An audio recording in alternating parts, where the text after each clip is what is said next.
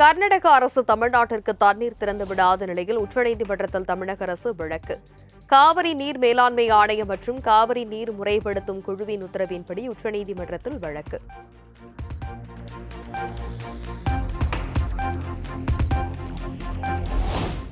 தென்காசி மாவட்டம் மேற்கு தொடர்ச்சி மலைப்பகுதிகளில் பெய்து வரும் தொடர் கனமழையால் குற்றால அருவிகளில் மீண்டும் வெள்ளப்பெருக்கு.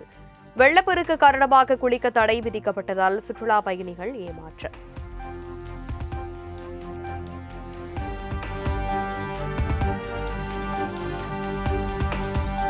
தென்காசி மாவட்டத்தில் பெய்த தொடர் கனமழையால் வேகமாக உயர்ந்து வரும் அணைகளின் நீர்மட்டம். நிரம்பி வழியும் குண்டாறு அணையில் இருந்து 218 கன அடி நீர் வெளியேறி வரும் நிலையில் பொதுமக்களுக்கு எச்சரிக்கை.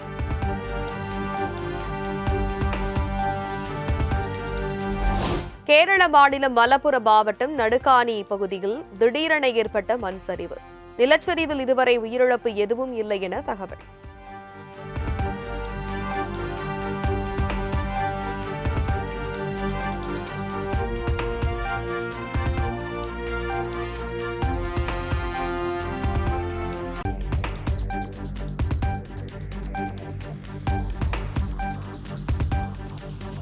கேரள மாநிலம் வடக்கஞ்சேரியில் உள்ள பாலகுளி அருவியில் இருந்து 60 அடி ஆழத்தில் விழுந்த கோவையைச் சேர்ந்த நண்பர்கள்.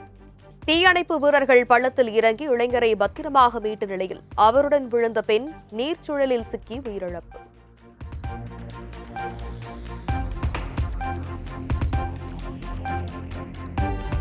கேரள மாநிலம் அதிரப்பள்ளி நீர்வீழ்ச்சியில் வெள்ளப்பெருக்கு. தண்ணீரை கண்டு வியந்த சுற்றுலா பயணிகள்.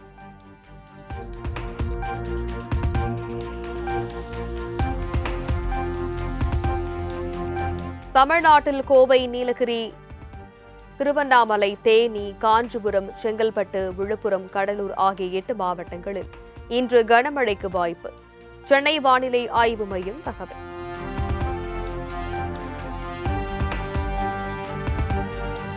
தீரன் சின்னமலையின் வீரம், தன்னம்பிக்கை, தேசப்பற்று உள்ளிட்டவை காலம் கடந்தும் நம் தலைமுறையினரை ஊக்குவித்து வருகிறது.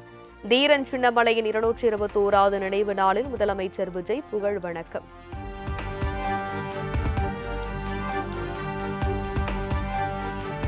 விடுதலை போராட்ட வீரர் தீரன் சின்னமலையின் 221வது நினைவு நாளை முன்னிட்டு கிண்டியில் உள்ள சிலைக்கு அரசு சார்பில் மரியாதை. தமிழக அரசின் சார்பில் அமைச்சர்கள் ஆனந்த், ராஜ்மோகன் உள்ளிட்டோர் தீரன் சின்னமலையின் திருவுருவப் படத்திற்கு மரியாதை.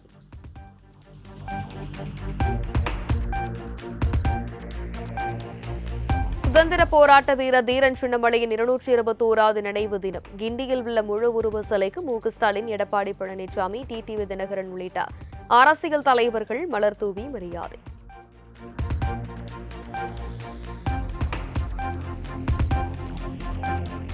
கோபிச்செட்டிப்பாளையத்தில் தீரன் சின்னமலை நினைவு தினத்தை ஒட்டி ஊர்வலம் சென்ற கொங்குநாடு மக்கள் தேசிய கட்சியினர்.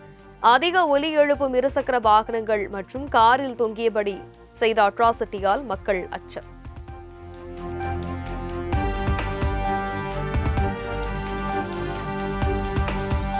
வெற்றி தமிழகம் என்ற பெயரில் கல்வித்துறையில் 5 ஆண்டு தொலைநோக்கு திட்டத்தை வகுத்து வரும் தமிழக அரசு. கல்வியை மாநில பட்டியலுக்கு கொண்டு வருவது, நீட் தேர்வை எதிர்ப்பது குறித்து உள்ளிட்ட முக்கிய அம்சங்கள் பட்ஜெட்டில் இடம்பெற்றிருப்பதாக தகவல்.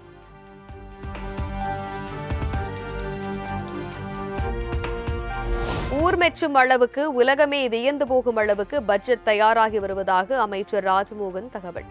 பள்ளி மாணவர்களுக்கு புரதம் வேண்டும் என்பதற்காக மதிய உணவாக சிக்கன் பிரியாணி பரிந்துரையில் உள்ளதாகவும் பேட்டி.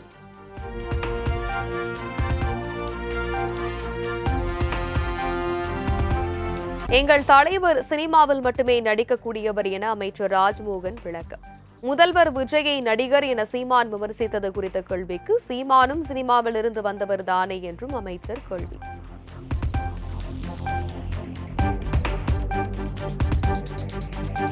பாஜகவை எதிர்த்து முதலமைச்சர் விஜய் பேசுவதில்லை என தஞ்சாவூரில் நடந்த போராட்டத்தின் போது உதயநிதி ஸ்டாலின் கேள்வி. தேர்தல் அறிக்கையின்படி வேளாண் கடன்களை முழுமையாக தள்ளுபடி செய்யாதது ஏன் என்றும் கேள்வி கணைகளை விடுத்த உதயநிதி.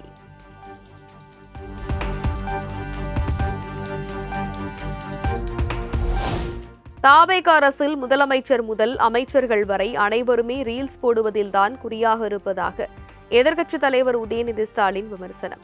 மக்கள் நலன் மீது கவனம் செலுத்தாத அமைச்சர்கள் தியேட்டரில் படத்தை பார்த்து கண்ணீர் வடிப்பதாகவும் குற்றச்சாட்டு.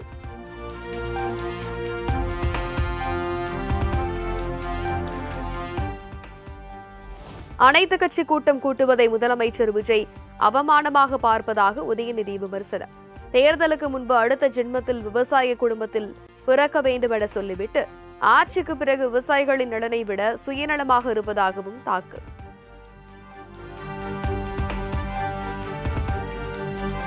கடந்த திமுக ஆட்சியிலும் சரி அதிமுக ஆட்சியிலும் சரி காவிரி விவகாரத்தில் அனைத்து கட்சி கூட்டத்தை கூட்டி கருத்தை கேட்டுள்ளோம். அதிமுக ஆட்சியில் உச்சநீதிமன்றம் வரை சென்று பெற்ற தீர்ப்பை கூட இன்றைய அனுபவம் இல்லாத தாவேக அரசு காப்பாற்ற முடியாமல் இருப்பது வேதனை அளிப்பதாக இபிஎஸ் பேச்சு.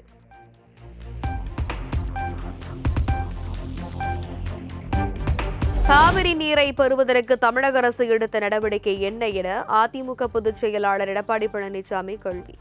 மேகதாது பிரச்சினை தொடர்பாக அனைத்து கட்சி கூட்டம் கூட்டுவது பற்றி சிந்திக்கவும் இல்லை, விவசாயிகள் பற்றி கவலைப்படவும் இல்லை என விமர்சனம்.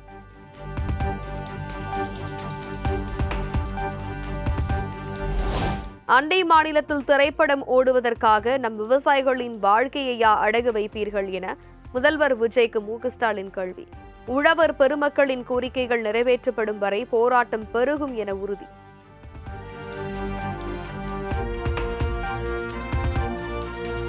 முழு கடன் தள்ளுபடி என வாழைப்பழம் போல வாக்குறுதி தந்து விவசாயிகளை மோசடி செய்து தாவேக வெற்றி பெற்றிருப்பதாக மு.க. ஸ்டாலின் குற்றச்சாட்டு. குறுவை சிறப்பு நிவாரண தொகுப்பு வழங்கி டெல்டா மாவட்டங்களை வறட்சி மாவட்டங்களாக அறிவிக்குமாறும் அரசுக்கு கோரிக்கை.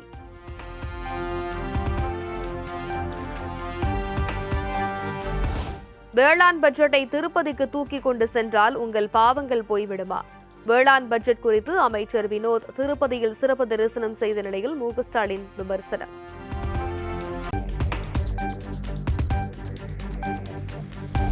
சென்னை தலைமைச் செயலகத்தில் வேளாண் பட்ஜெட் தாக்கல் செய்யப்படுவது குறித்து அமைச்சர் வினோத் ஆலோசனை.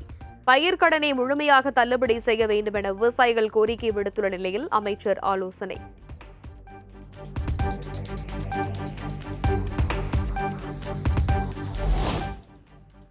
சென்னை சைதாப்பேட்டையில் திடீர் நகரில் ஆற்றங்கரையோரம் உள்ள குடியிருப்பு பகுதியில் நீர்வளத்துறை அமைச்சர் என் ஆனந்த் ஆய்வு. கழிவறை உள்ளிட்ட அடிப்படை வசதிகள் இன்றி சிரமம் அடைந்து வருவதாக பொதுமக்கள் புகார் அளித்த நிலையில் உடனடி நடவடிக்கை எடுக்குமாறு அதிகாரிகளுக்கு அமைச்சர் உத்தரவு.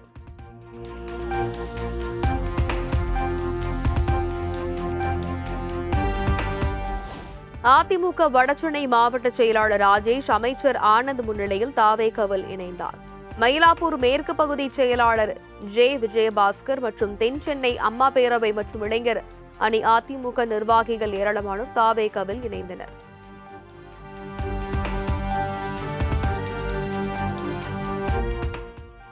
திருவாரூர் மாவட்டம் நன்னிலம் குடவாசல் பகுதிகளில் நெற்பயிர்கள் கருகி பாதிக்கப்பட்ட விவசாயிகளுக்கு ஏக்கருக்கு 25,000 ரூபாய் வழங்க வேண்டும்.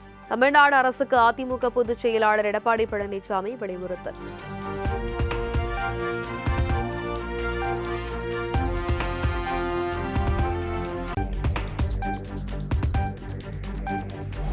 சூப்பர் ஸ்டார் ரஜினிகாந்தை சந்தித்து ஆசி பெற்ற தமிழ்நாடு சமூக நீதித்துறை அமைச்சர் வன்னியரசு சந்திப்பு. நிறைய மக்களுக்கு நல்லது செய்யுங்கள் என வாழ்த்தி அனுப்பியதாக அமைச்சர் வன்னியரசு எக்ஸ் பதிவு.